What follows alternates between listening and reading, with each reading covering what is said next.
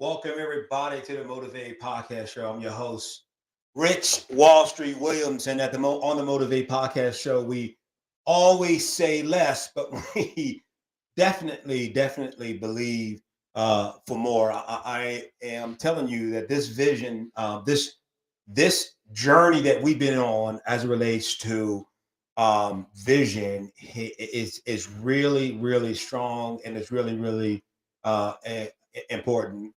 On the Motivate Podcast Show, the reason why it's a Motivate Podcast, the word eight is the eight pillars of life that we focus in on. And one of the areas of life that we focus in on is our development, right? The person, right? And so I've been having conversations on the importance and the power of vision. Understand this, friend, that we're at the start, we're at the beginning of a new year. And think about this, that we're not really having a new year until we are a new you. You're not really having a new year unless there's a new you. Right? You got to be a new you. What does that mean? A new you meaning a new perspective on your life, a new you meaning a new look at your finances, a new look at your family. All of that is part of being what I refer to as the new you, because there isn't a new you, there isn't a new year, I should say, without first being a new you. And so that's where our conversations are being focused on. I understand this, and one of the things I've shared in the past on the podcast show is that sight is the lens of the eyes, and vision is the lens of the brain. Sight is lens of the eyes, vision is the lens of the brain. What does that mean? We see through our eyes, but we with our brain we see with our eyes, but with the brain we see through our eyes, right? So sight is a lens, right, of the eyes. It's allowing the light in, it's allowing images in, and then the brain interprets what we see, and that which the brain interprets is what I refer to as vision. Sometimes you go to the doctor. I wear glasses, so I go to the doctor to have my eyes examined every 1 or 2 years. Prospectively, go to they check out my eyes, right? And so one of the things I've discovered since I've been wearing glasses, and I started wearing glasses like, I don't know, maybe it's been like 5-6 years now, is that 2 years ago prescription isn't necessarily the same prescription that I need today. Does that make sense? So what I saw with the prescription 2 years ago, I'm not really seeing that same thing today. Why? Because our eyes are constantly changing. And if our eyes are constantly changing from a natural perspective, then what are the things that I can change with my mind? What are things that I can change with my vision? What are things that I can change that as it relates to my perspective and how I see the world? Because listen, I don't see the world as it is. We don't see the world as it is. We see the world as we are. We see our world through the lens or the vision of our experiences. Our experiences shape the way that we see the world. Our experiences shape the way that we see the world. We see the world not as it is, but as we are. And I'm giving a quick example of that is, years ago, I heard a story about a shoe salesman that went to a third world country. And so he went to a third world country, and he's traveling about the countryside, and he's frustrated because he sees that everyone in the villages that he was visiting did not wear shoes. So after about 2 or 3 weeks, he got on the plane, flew back to headquarters, and they said, "Why are you back? Why did you come back so soon? We want to open up a location, a division in that part of the world." He said, "Listen, those people don't wear shoes." They sent another a shoe salesman to the same region, the same area, the same people. Within 2 days of being in the area, the shoe salesman calls back to headquarters and he says, "Send me all the shoes you have in stock because these people don't wear shoes." Same words, different results. Why were the results different? It's because the vision was different. First salesman saw people that didn't wear shoes, and so he saw it as, "Hey, what's the purpose of me being here? They don't wear shoes, they're not going to buy shoes." The other salesperson said, "Hey, listen, They're not wearing shoes. I sell shoes. I see a need for my product here. Vision was the difference. We see with our eyes, the lens, but our vision comes from the interpretation of what we see by our brains. Our brain is shaping our world. And the power of our brain shaping our world, the power about it is that we can determine what we thought. We can choose the thoughts that we think, and we can choose on what we see. That is totally up to us. What we see is totally up to us. And so we got to make that decision, man. We got to decide on what we see. We got to decide on how we're going to interpret what we see, and then what commitment are we going to make that change. So I made some if-then statements that I want to share with you. One of the if-then statements I said is if sight is limited, and then vision must be unlimited. We see with our eyes, and with our brain, we see through our eyes. We see with our eyes, with our brain, we see through our eyes. Our eyes are allowing light, right, and images, shapes, shades, and color to come into our eyes. Our vision is now being produced, or the result of how our brain interprets that. So if sight is limited, because our sight is limited from a natural standpoint, think about this. Our eyes are what's referred to as trichromatic. I believe the number is trichromatic, which is 3 colors, primarily red, green, and blue, I think it is. Now, those that are eye experts, if this is incorrect information, in the comment below, just give us the correct information, right? So our eyes are trichromatic, which means we primarily see 3 colors. We primarily see a few hundred shades of color and light, but the brain has the ability to see millions. Our eyes interpret a few hundred shades of color and light, but the brain can see thousands, hundreds, millions. So that means that our sight is limited, but our vision is unlimited, friend. And that's why I'm very passionate about this in 2023. If you want 2023 to be different than 2022, then you have to be intentional. You have to be specific. You have to be intentional.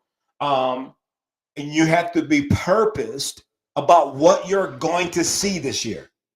I cannot allow last year's success to be the measuring, the barometer, the tool, the gauge that I use to determine 2023 success. You know, there was a video I saw a few years ago, Fat Joe. I don't know if you know who Fat Joe is. Fat Joe was a rapper. I think he's from Brooklyn, New York. And there's a video. I'm not really sure the content of the video, but I just saw a clip of a conversation with Fat Joe. And Fat Joe said, yesterday's price is not today's price. Price went up. And listen, let me tell you, friend, yesterday's vision is not today's vision. The cost of your vision just went up. Yesterday's success, it's not today's success, because the price for today's success just went up. Another if-then statement I made about vision is, if sight is reactive, vision is proactive. I now have to be intentional about what I see and the interpretation of that. I have to be intentional about what I see and interpretation of that. Listen, as we're going through this, man, feel free to comment below. Let's chat. Let's conversate. I believe the chat box is open. The chat box is open. If you want to conversate and convert with me, you can as we go through this. Or comment. We're broadcast on. We're on YouTube. We're on Facebook. I think it's on Twitter, I think Twitter as well. So let's comment. Let's have dialogue about this, because this is important, friend. If you're going to have something different in 2023, then you're going to have to you're going to have to create a different vision for 2023. When I was looking at businesses that failed in 2020 and 2019 as a result, 2020 primarily was the height of COVID from my perspective, right? And I remember in the beginning, I remember in 2019, there was some spirit cases near the end of 2019. As a matter of fact, some of the symptoms of COVID that came out in 2020, I looked at some symptoms I had in 2019. I said, hey, was that COVID? Everybody had COVID, right? But now I'm not making light of COVID for those that, unfortunately COVID had affected them and they had a lost life. I'm not joking from that aspect, because it is a serious virus that we need to pay close attention to. But here's the point that I want to make. When I looked at companies that failed, during COVID, the number of people that were laid off during COVID, and I was part of that. I was working I'm an executive business development manager. That's what I do. My job was eliminated because of COVID hit, and clients were going out of business, and so as a result, they didn't need to pay me to do the business development until my job ended.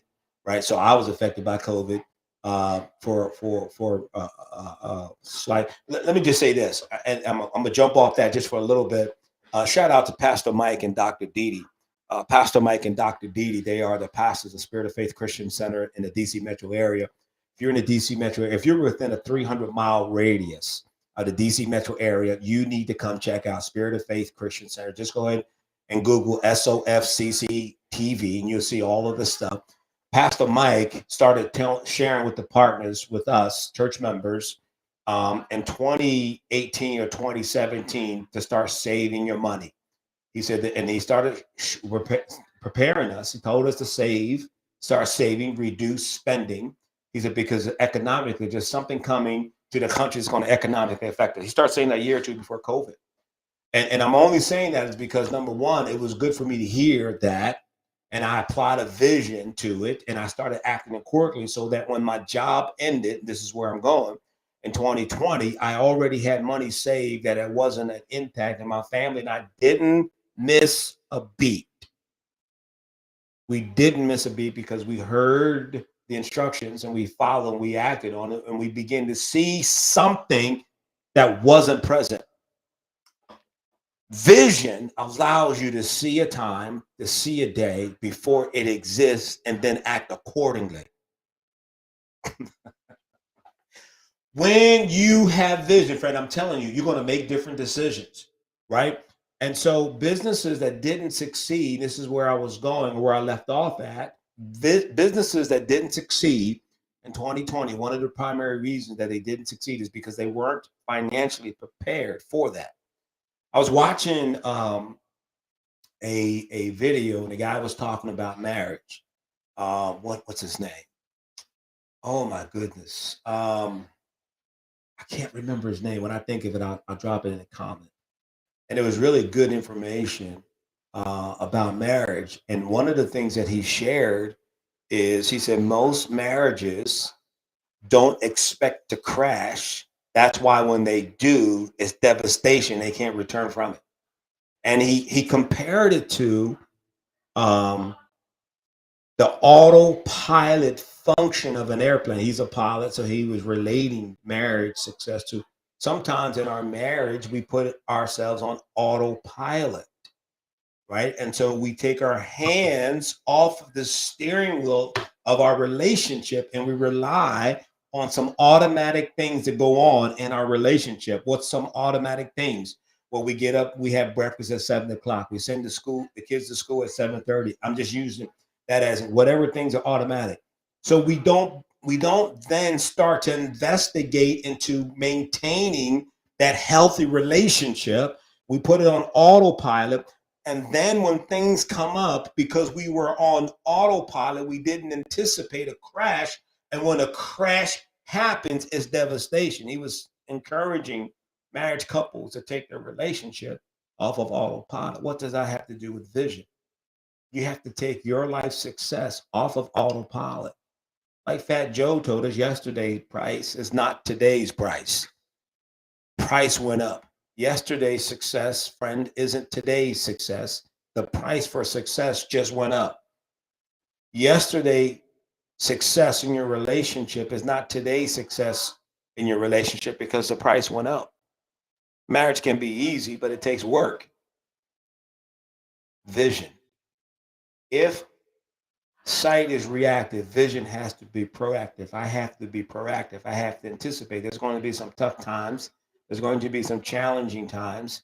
There's going to be some disappointing times in my relationship. There's going to be some challenging times. There's going to be some tough times in my business. There's going to be challenging times. There's going to be some tough times on my job.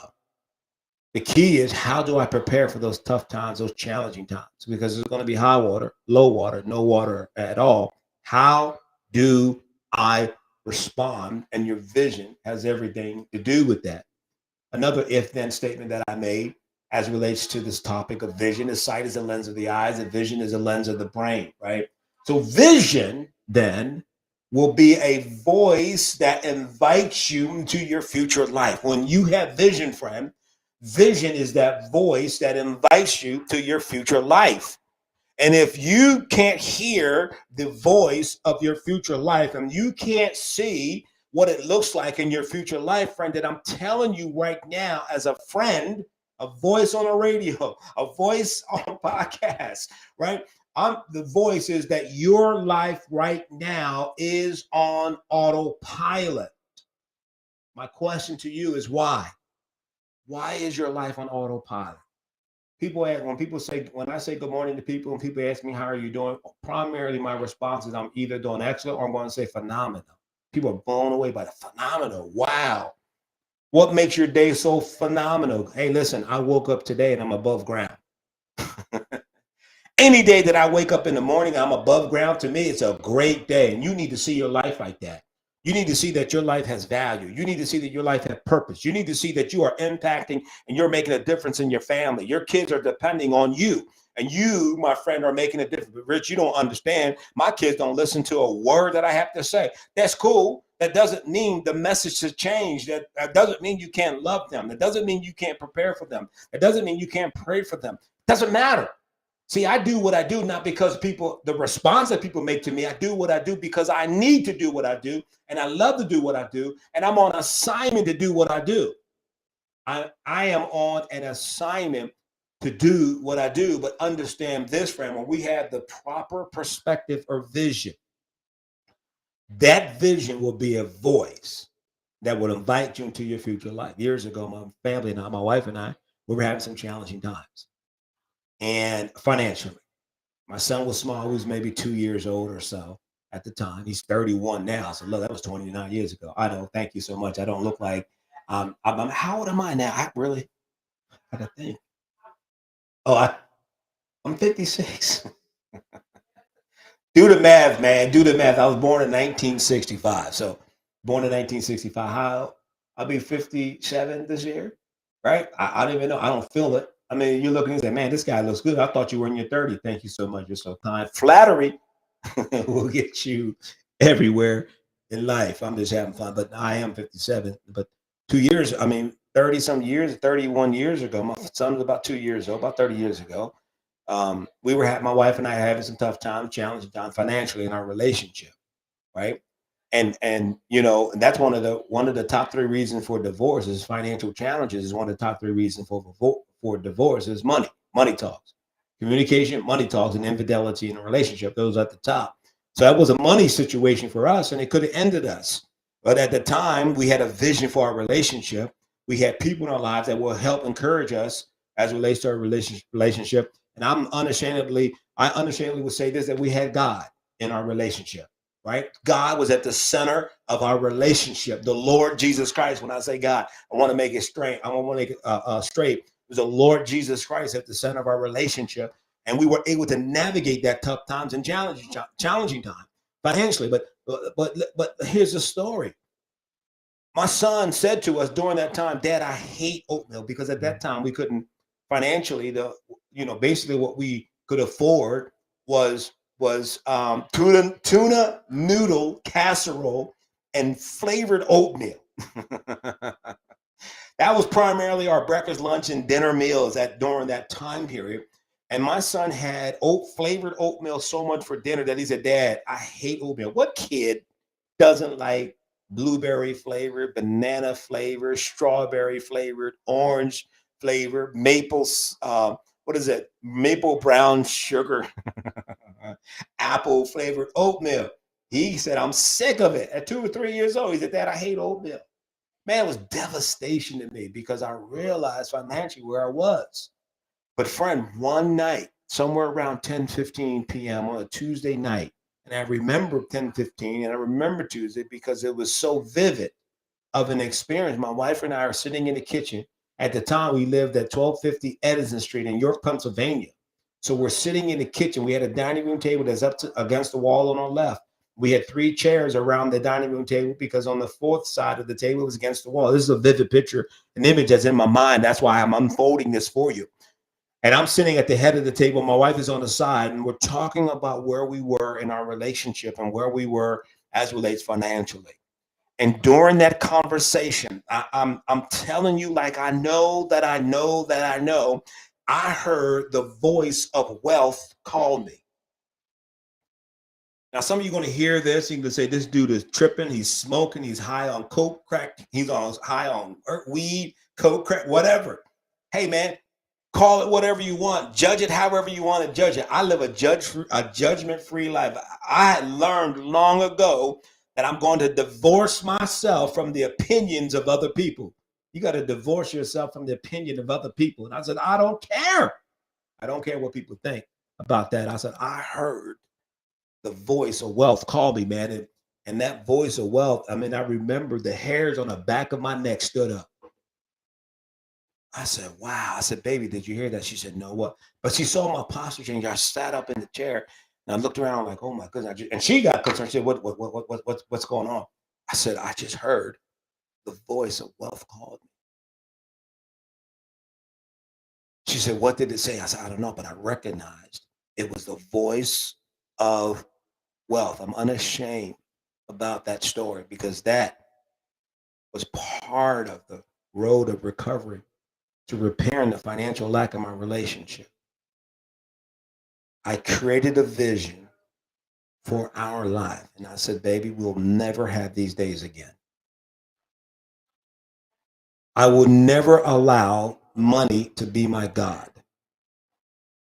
I will never allow my situation to rule me. Listen, when I get up in the day, I'm telling you, man, when I get up in the day, no day has the authority to dictate to me how it's going to be. What if your car blow up, your house burn down? What if you lose your investments, you lose all your money? What are you going to do? I am not going to curse God and die. I'm going to get up the next day and I'm going to say, God, I thank you that this is the day that you have made and I will rejoice. I am making a choice. I'm going to rejoice in tough times and challenging times, in low water, high water, no water at all. The decision I made. The reason why my posture is like that is because I have a vision of what my life looks like. And anything that comes up against that vision, anything that bumps up against that vision that doesn't look like that vision, I can easily dismiss it. I can go on record, and this is YouTube. It's going to be out there forever. I will never be in a scandal where I'm cheating on my wife. We've been together for 33 and a half years. We've been married for 33 years. It'll be 34 years, September 2023. We've been together as a couple for 35 and a half years because we dated for about 2.5 years prior to making the decision of getting married. I'm going on record to say this is out there. It's on YouTube. It's on Facebook. It's on Twitter. It's all over the world that I will never be caught up in a scandal where I am cheating on my wife. Rich, how can you make a bold statement like that? Because of the vision that I have for my relationship. I place a value on her. I place a value on the relationship. And I place a value on what God is doing inside of me as a man, husband, father, and leader. I place a value on that so I can confidently say that I will never be caught up in a marriage scandal where I'm having a relationship with another woman. Never. Now, add this video to your favorites and follow it, right? You can Google me, Rich Wall Street Williams. You'll find me. My personal Facebook page, Richard Williams. I know there's a lot of Richard Williams out there. You see that logo up in the top hand corner. That's that picture similar to that picture you'll see on my personal Facebook page. As a matter of fact, on my personal Facebook page, I think I got a hoodie on, a red hoodie in the profile, and I got my glass. So, that's too much time explaining that. My job, my call, my purpose in life, friend, is to get you excited and passionate about things that you can't even see yet. Friend, your life has value. You have value. And you need to see that. Because vision will connect your present to your future with great success. Right? Let me read this to you. I referenced it, Isaiah chapter 46, verses 9 through 10. And I'm just giving you the secret sauce, man. I'm giving you the secret sauce on building this type of life. Listen, Isaiah chapter 46, verse 9 through 10, New King James Version for those that know what that is. It says, remember the former things of old, for I am God and there is no other. I'm God and there is none like me. Verse 10, I love this. I saw this years ago, and this has been something that I've anchored to where I'm going. And in Isaiah 46, verse 10, he said, declaring the end from the beginning, from ancient times, things that are not yet done, saying, my counsel shall stand, and I will do all my pleasure. The verse 10 said, God is declaring the end from the beginning. That's vision. So here's how I see that for my life and the things that I feel called to do in the business world, because I'm passionate about helping people get passionate and excited about things they can't even see yet. I'm on a mission to impact the lives of of 1 million business professional sales professional, business owners, and entrepreneurs. 1 million sales professional, entrepreneurs, and business owners, 1 million of them over the next few years, right? And I'm telling you, this is the truth. The truth is this, for me personally, and this is my truth, is that anything that I feel as though God is leading me to do, he's telling me to start something that he has already finished. What's the point? The point is, for your company, for your vision, you never start a company without first completing the vision. You never start a new business endeavor without first completing the vision. You never start a new job without first completing the vision.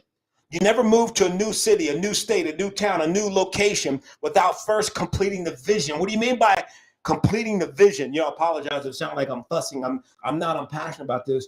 Don't make a move until you know what it looks like. Don't make a move until you know what it looks like.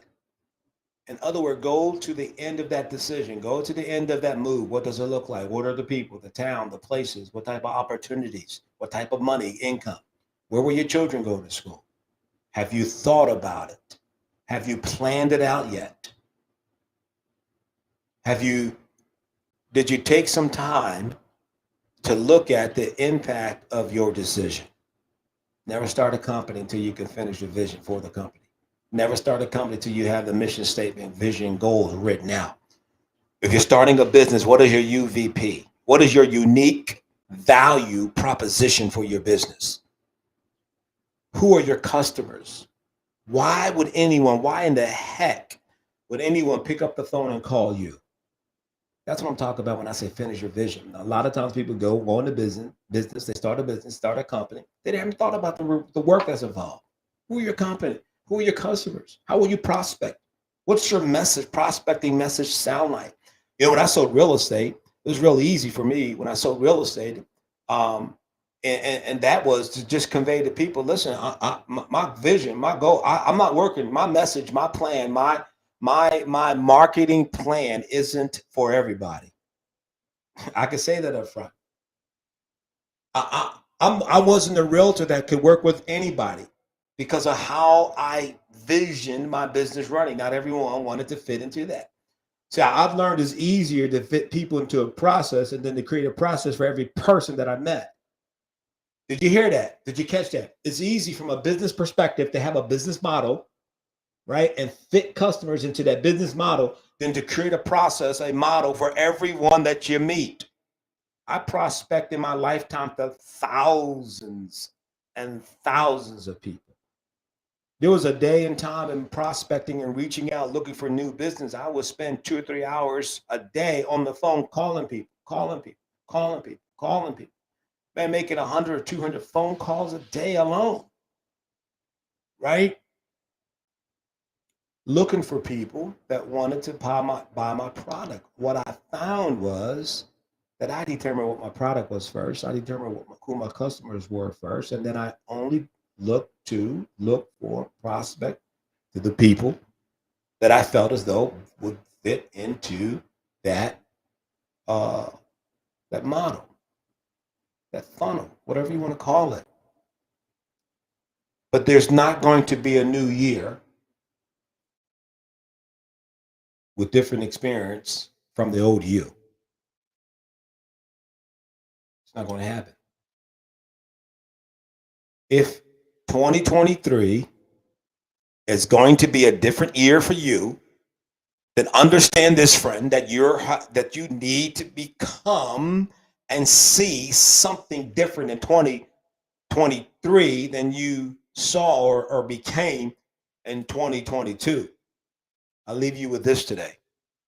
You will only determine what you will become when you determine what you're willing to walk away from. You will only determine what you will become when you determine what you are willing to walk away from. Understand this, friend, that the minute that you decide to become something at the same time, alongside of that decision, there's a decision to walk away from something. Let me just use my relationship with my wife. I love her. Leslie is the bomb.com to me. Value her. She's at the top of every conversation, right? In terms of things that I say and do. Some people say, "Are you obsessed with her?" Yes, I am. Listen, there's an old school song that ain't no woman like the one I got. Goes together like a hand on the clock or something like that. That's before my time. The minute you decide to become something, you got to walk away from something. The minute I decided that my relationship with my wife is more important than anything else, and that I, at that same time, was a decision to leave other girls alone. I don't know how some guys do it. They're in a committed relationship with someone, and girls do this too. I'm only talking to the guys right now. Ladies, you're off the hook. I don't know how guys do it. I don't know how you have a loving relationship that you're committed to and have female friends that you're kicking it with. I personally don't know how you do it, especially if you're married. Come on, bruh. Come on, bruh. Come on, man. Right on ESPN. Come on, man. Right? How do you have a healthy relationship with a woman that you're committed to for the rest of your life, and then you got some female friends that you kick it with?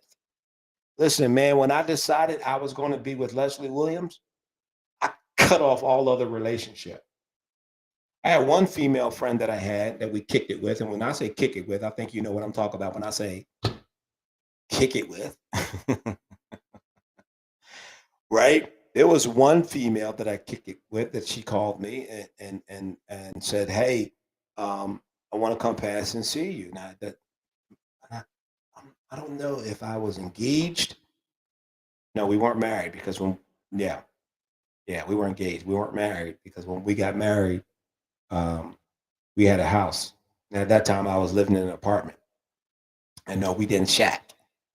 I didn't have an apartment. We both adults. I'm on my own. She can come kick it and stay at my house. No, that didn't happen. We didn't kick it like that. You know what I'm saying? So, anyways, so this young lady that I kicked it with prior to getting into a committed relationship with, then at my time, Leslie was my fiance. She said, "I want to come past and see you." I said, "No, I don't think that's a good idea." She said, "Why not? We're just friends." I said, "No." I said, "That's not a good idea." And she said, "Well, come on, there's no harm. I won't come back." Now, I worked second shift at the time. I think I was working second shift. My wife worked. She was day shift. Um, and so she was at work during day. She's still living at home, but she worked, but we still communicated. My wife was working day. I worked second shift, so I was home during the day. Um, or I worked third shift, one of the two. Anyways, doesn't matter. Too much detail at this point. But anyway, here's the point. The point is she was adamant about coming past and see me. I said, "No, I can't do it." So she can't. And I told her, I said, "Well, if you come past, I'm telling you now." But I said, "But if you do decide to come past," I said, "I'm not opening the door and letting you in." we'll talk through the screen in the window. See, I don't want my good to be evil spoken of, right? I didn't tell her that, but this is what the principle I'm operating from, because I've made a committed relation. I'm in a committed relationship to this woman. I value her, so I can't be kicking it with other girls. Sure enough, she showed up at my house, knocked on the door. Hey, it's so and so. Can you open up? I went to the window, slid it up, and said, "Hey, what's up?" She said, "Let me in." I said, "No, I told you to come out. We can talk, but we're gonna talk through the screen window." She said, "Are you serious?" I said, "Yeah." I said, "What's up?" She got mad and left. Come on, man. You ain't taking homie out like that. You know what I'm saying? I mean, I'm committed to my relationship, but you don't know. Open that door up and she starts saying and doing things. I'm like, oh my goodness. You know, the temperature go up. Wow. I wasn't trying to put myself in that kind of situation. What's the point? The point is this, that the minute you decide on something of value, at the same time, there's a decision about something that I have to walk away from. I decided that the relationship had value. I decided that I was going to walk away from anything that would have compromised the value of what I was building because of the vision I had for the relationship.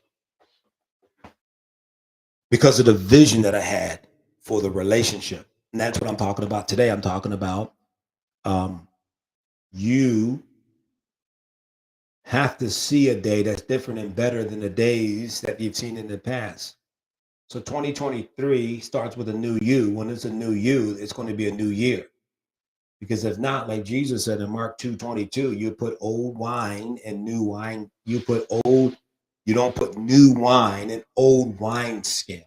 I can't take insanity is doing something over and over again the same way and expecting different results. That's insanity, right? So if you want better, you do better, but the minute that I decide to become something, at the same time, I made a decision that I'm going to walk away for something. Hey, listen, I hope you enjoy this conversation on New You for 2023 is what this conversation is all about. I'm your host, Rich Wall Street Williams at the Motivate Podcast Show. And on the Motivate Podcast Show, listen, man, we always say less, but we definitely believe for more. I'll see you. Let's get it.